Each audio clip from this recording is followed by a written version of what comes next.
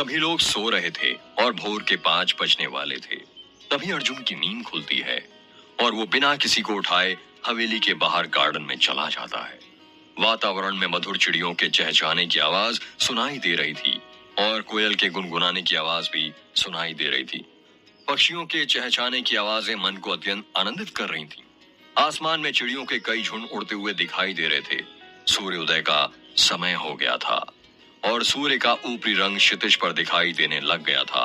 केसरी रंग सूरज पूर्व दिशा से आसमान में निकलने वाला था। ये दृश्य बहुत मनोहर लग रहा था। उगते सूरज की किरणें नीले आसमान में फैलने लगी थीं। लंबे लंबे हरे पेड़ों से छनती हुई प्रातःकालीन सूर्य की किरणें धरती के चरण स्पर्श कर रही थीं। अर्जुन को यह दृश्य देखकर बहुत खुशी हो रही थी। आज से पहले उसने प्रकृति का ऐसा रूप कभी नहीं देखा था। वो देखता भी कैसे? शहर की चकाचौंध ने तो प्रकृति के रूप को निगल ही लिया है। अर्जुन जब हवेली में से बाहर निकला तो उसने देखा कि राम काका उठ गए थे और वो गार्डन में झाड़ू लगा रहे थे। जैसे ही 5:30 बजे अर्जुन को एक शंखनाद की आवाज सुनाई देने लगी। उस शंखनाद की गूंज काफी लंबी थी, जो करीब 5 मिनट तक वातावरण में गूंज रही थी। अर्जुन के समझ नहीं आ रहा था कि सुबह सुबह शंखनाद की गूंज कहां से आ रही थी। अर्जुन राम काका के पास जाता है और पूछता है, राम काका, ये शंखनाद की गूंज कहां से आ रही है? राम काका झाड़ू लगाते हुए कहते हैं, बेटा, कल तुमने मेघनाथ मंदिर देखा था ना, वहीं से आ रही है। वो जो पहाड़ी की चोटी पर बना हुआ था। हाँ बेटा, वही, उसी मंदिर से आ रही है। पूजा करने का समय हो गया है ना।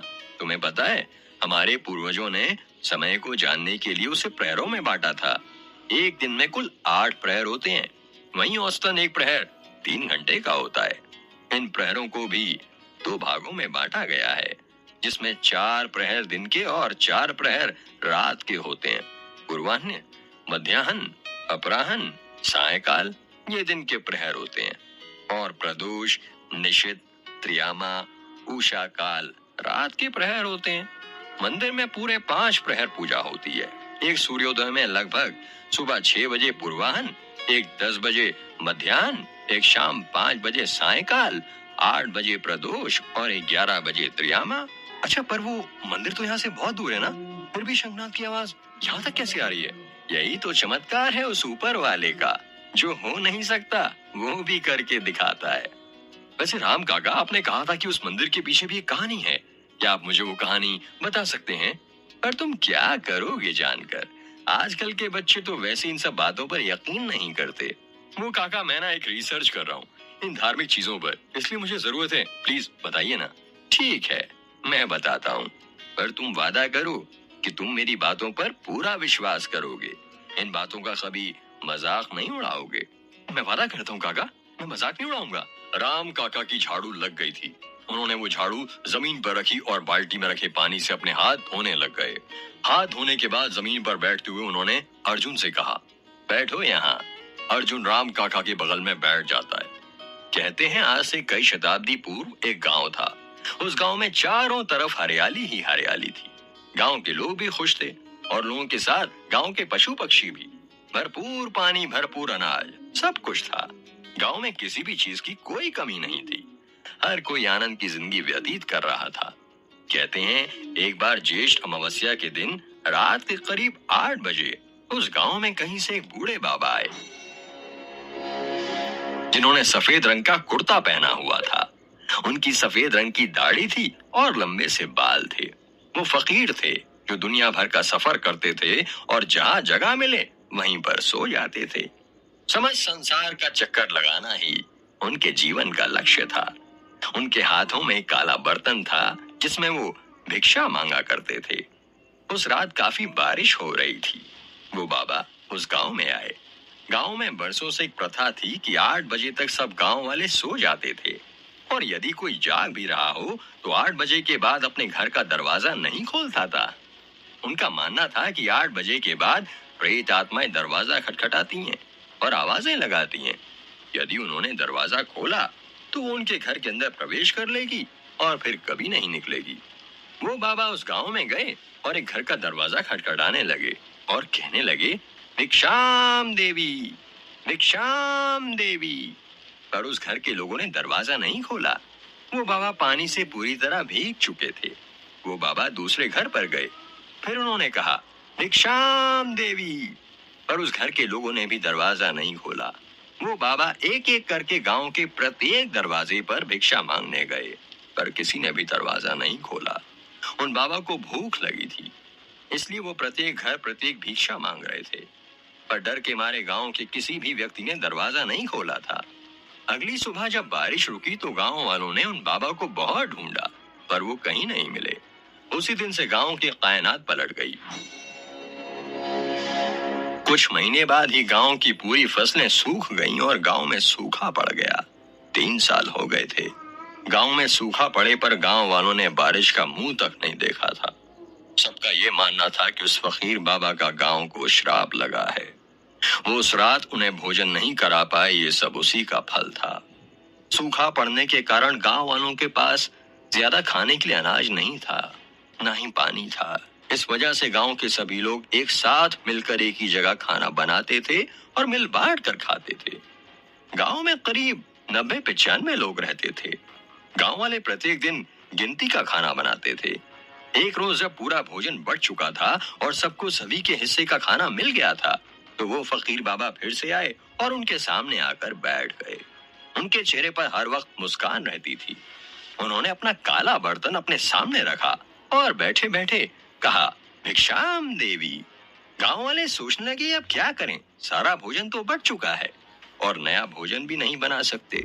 उन सभी लोगों ने निर्णय लिया कि गांव के कुछ लोग मिलकर अपने हिस्से का एक एक घास उस बाबा के कटोरे में डालेंगे जब तक वो भर नहीं जाता।